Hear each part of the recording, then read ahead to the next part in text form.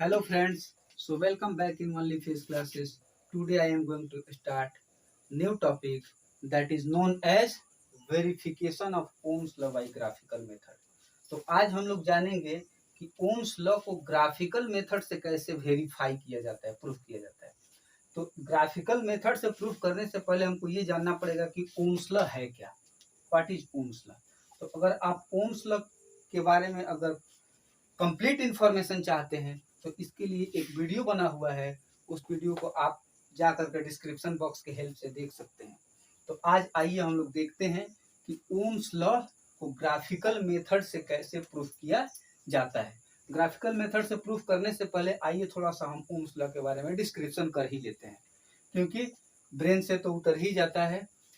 अगर आप इसको कंटिन्यू जो है नहीं देखिएगा, रिवीजन नहीं करिएगा तो ब्रेन से उतर जाता है। जैसे मान लेते हैं, तो ओम्स लॉ को थोड़ा सा चलिए समझते हैं।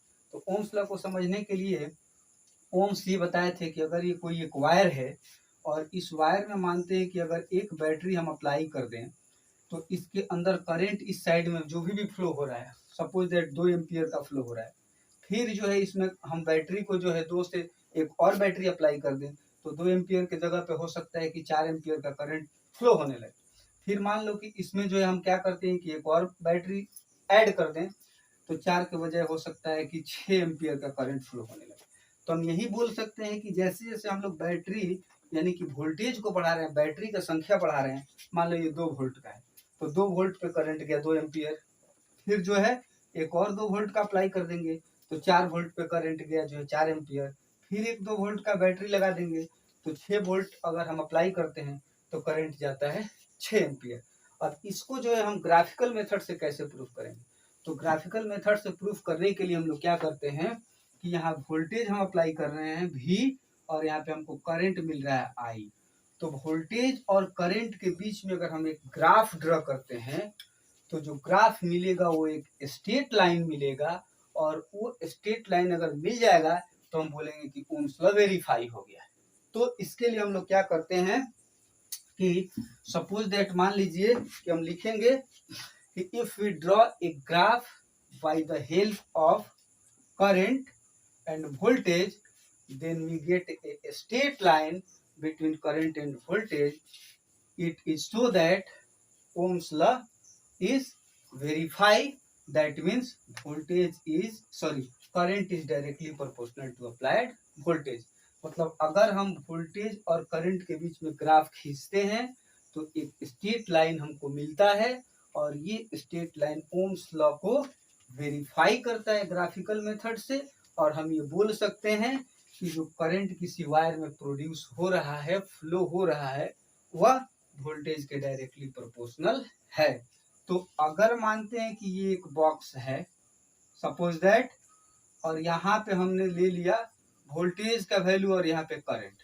सपोज करो कि वोल्टेज आपने अप्लाई किया 2 वोल्ट और करंट मिला आपको 2 ही एम्पियर। फिर मान लो 2 से 4 वोल्ट हमने अप्लाई कर दिया वोल्टेज, करंट मान लो कि 2 से हमको 2 और बढ़ गया तो 2 के बजाय हो जाएगा 4 एम्पियर। फिर मान लो हमने इसको 4 से 6 वोल्ट कर दिया और करंट मान लो हमको मिला 6 एम्पियर। फिर हमने मान लीजिए कि वोल्टेज को 8 वोल्ट कर दिया और करंट हमको मिला 8 एम्पियर। तो जब हम इसके बीच में ग्राफ ड्रॉ करेंगे तो यहाँ पे एक जो है वर्टिकल लाइन खींचेंगे और यहाँ पे एक हॉरिजॉन्टल लाइन खींचेंगे, और इस डायरेक्शन में अगर हम मानते हैं कि हम करंट को दिखा रहे हैं या इस डायरेक्शन में वोल्टेज को दिखा रहे हैं तो कोई प्रॉब्लम नहीं है, किसी भी इसको करंट या इसको करंट मान सकते हैं, कोई दिक्कत नहीं। तो मानते हैं कि ये मेरा वोल्टेज है V है और ये मेरा करंट, या मानते हैं कि ये मेरा करंट I है और ये मेरा वोल्टेज V है। अब यहाँ से ये मानते हैं, चलिए ऐसा ही एक हम लोग कोऑर्डिनेट बना लेते हैं और मानते हैं कि 0 है, यहाँ पर 2 4 और ये 6 8 10, 2 का इंटरवल ले लेते हैं। यहाँ पे मानते हैं कि करंट जो है 2 एम्पियर है, 4 है, 6 है, 8 है यहाँ पे, और यहाँ पे 10 है। तो देखो वोल्टेज 2 है, दैट मीन्स ये वोल्टेज 2 है तो करंट 2 एम्पियर है, तो ऊपर जाएंगे यहाँ तक और 2 के, तो देखिए हम लोग वोल्टेज यहाँ 2 से ऊपर की तरफ जाएंगे और करंट की तरफ इधर मूव कर जाएंगे। और यहाँ पे जो एक कॉर्नर बना है, यहाँ पे एक पॉइंट यहाँ ड्रॉ करेंगे। फिर यहाँ पे वोल्टेज मेरा 4 है तो करंट भी 4 है, तो 4 या वोल्टेज है, वोल्टेज 4 है, 4 से उठेंगे और करंट के तरफ ये 4 की तरफ यहाँ मूव कर जाएंगे। ठीक है, फिर यहाँ पे कॉर्नर बना एक पॉइंट डालेंगे। फिर देखो वोल्टेज 6 है तो करंट भी 6 है, तो ऐसे पैरेलल में जाएंगे, इस लाइन के करंट के पैरेलल जाना है, पैरेलल जाएंगे यहाँ पे और फिर इससे यहाँ से मैच करेंगे, यहाँ कॉर्नर बनेगा, पॉइंट ड्रॉ करेंगे। फिर 8 है वोल्टेज तो फिर 8 से पैरेलल लाइन खींचेंगे और ये 8 है, और फिर ये कॉर्नर बना तो पॉइंट ड्रॉ करेंगे, और तब इस सभी पॉइंट को एक स्केल रखेंगे और यहाँ से मैच कर देंगे, तो हमको देखो एक स्ट्रेट लाइन मिला। तो जब ये स्ट्रेट लाइन मिल जाएगा बोलेंगे कि ओम्स लॉ वेरीफाई हो गया। तो इसको यहाँ पे हम लोग लिखेंगे, if we draw a graph, अगर हम ग्राफ ड्रॉ करते हैं तो ग्राफ ड्रॉ करने के लिए तो कोई क्वांटिटी चाहिए, किसी चीज का हेल्प चाहिए। तो if we draw a graph by the help of I and V, अगर आई और वी के हेल्प से हम ग्राफ ड्रॉ करते हैं, if we draw a graph by the help of I and V, then we get a straight line, एक straight line हमको मिलेगा, दैट इज सो दैट, ये शो करता है कि भी शो करता है कि आई इज डायरेक्टली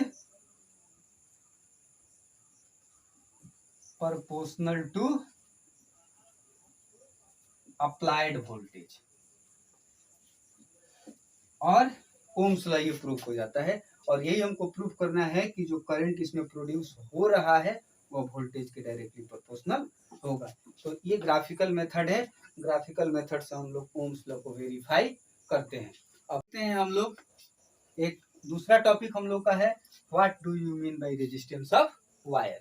तो हमने पहला क्वेश्चन मेरा ये था कि ओम्स लॉ को ग्राफिकल मेथड से वेरीफाई कीजिए, तो ग्राफिकल मेथड से हमने ओम्स लॉ को वेरीफाई किया।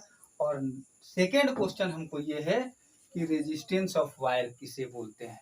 तो कोई भी अगर वायर है और इस वायर से सपोज करो कि माइक्रोस्कोप से देख रहे हैं और ये काफी जो है इस तरह का सिलेंड्रिकल दिखाई दे रहा है, करंट अगर इधर जा रहा है आई, तो इस वायर के अंदर अपने आप एक प्रॉपर्टी डेवलप हो जाता है, और वो प्रॉपर्टी क्या करता है, इस करंट को इधर धक्का मार के अपोज करता है, बोलता है तुम मत बहो।